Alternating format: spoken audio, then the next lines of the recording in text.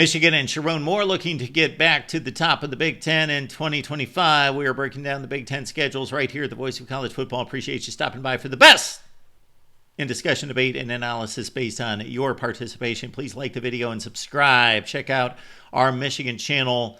TJ, John, and the boys go live every Tuesday and Thursday night. All right, let's check out the Wolverines for 2025. New Mexico is the starter.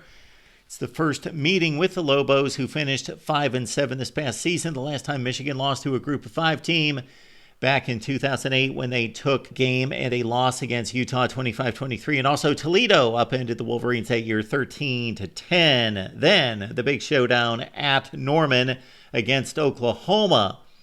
The last time Michigan faced Oklahoma, the 1976 Orange Bowl. What's the dubious distinction there?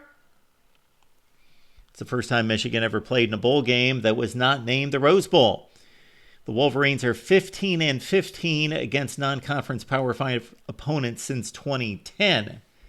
Then it's a date against Central Michigan. Of course, Michigan faces a lot of the directional schools within the state. They last played CMU in 2013. They won 59-3. They are 10-0, are the Wolverines, against the MAC since 2010. All right, on to Big Ten play. At Nebraska, the Wolverines are 5-2 against the Huskers since Nebraska joined the Big Ten. And, of course, they played in a bowl game in 2005. Yes, the Alamo Bowl. And then let's see the 1985 Fiesta Bowl with these two. But, of course, they're Big Ten opponents right now. And Michigan's completely obliterated Nebraska the last couple times they played. 34-3 and 45-7 come to mind. They did, though, play a tight game against Nebraska that first college football playoff season of 2021, 32-29. Then Michigan takes on Wisconsin. They have not faced the Badgers since 2021, and that was a breakout game for this Michigan team coming off that woeful 2020 effort. And this was really the first good team that they played in 2021 in Madison. And it was a close game through one half, and then J.J. McCarthy threw a bomb and a touchdown, and Michigan rolled to a 38-17 win, and then, of course, a 3-year run in the Big Ten. Michigan at USC, a heck of a ball game in Ann Arbor this past season. They get together again on October 11th. Khalil Mullings, of course, had the breakout game and the breakout run that led the Wolverines to the last-second win. Michigan is 6-5 all-time against USC. Then it's Michigan taking on another West Coast opponent, this time at home against Washington. They faced the Huskies in 2021 in a non-conference game. They lost a conference game against the Huskies in Seattle in 2023, and Michigan leads the all-time series 9-6.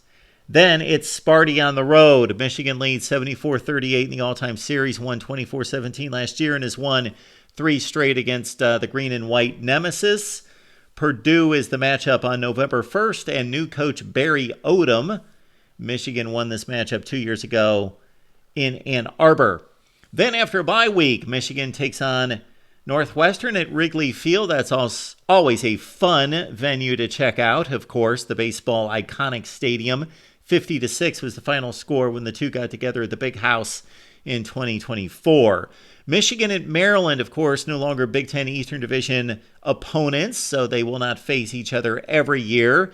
Billy Edwards, Maryland quarterback, may turn out to be Michigan's quarterback. Who knows? In 2025, Michigan leads the all-time series 11-1. It's 8-1 since Maryland joined the Big Ten, with the Terps gaining that first season win in 2014. And then, of course, the showdown, the game against Ohio State. The Wolverines have owned the series 4 straight wins, 62-52 all-time against the Buckeyes. One of the missions of this series, breaking down the Big Ten schedules, and we'll move on to the other conferences, is basically showing you what the difference in the conference schedule is from 2024 to 2025. Did it get significantly easier or more difficult? For most teams, stayed about the same. That would make sense. If you're building equitable, fair schedules, then that should be the case. This is the most egregious situation we've come across.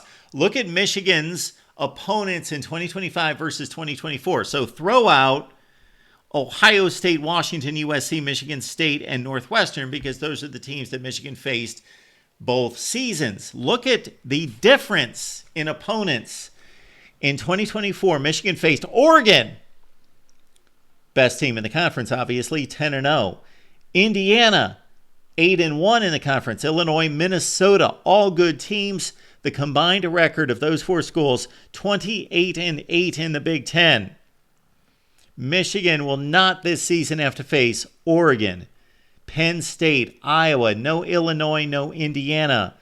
The 2025 opponents that replaced those four, Wisconsin had the best record. Also, Nebraska at 3-6 this past season. Wisconsin, Nebraska, Maryland, and Purdue went a combined 7-29 in the Big Ten. That's opposed to the 28-8 last season.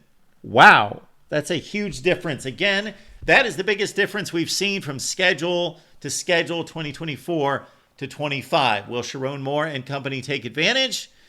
Will Bryce Underwood be the quarterback by season's end, or maybe 3 to 4 games into the season? Will Billy Edwards or another veteran quarterback be the starter in Game 1 against New Mexico or throughout the season? Many questions about Michigan, geared up to reclaim its Big Ten #1 prominent position here in 2025. Your comments and questions below. And, of course, the Michigan Live Show is every Tuesday and Thursday right here at the Voice of College Football.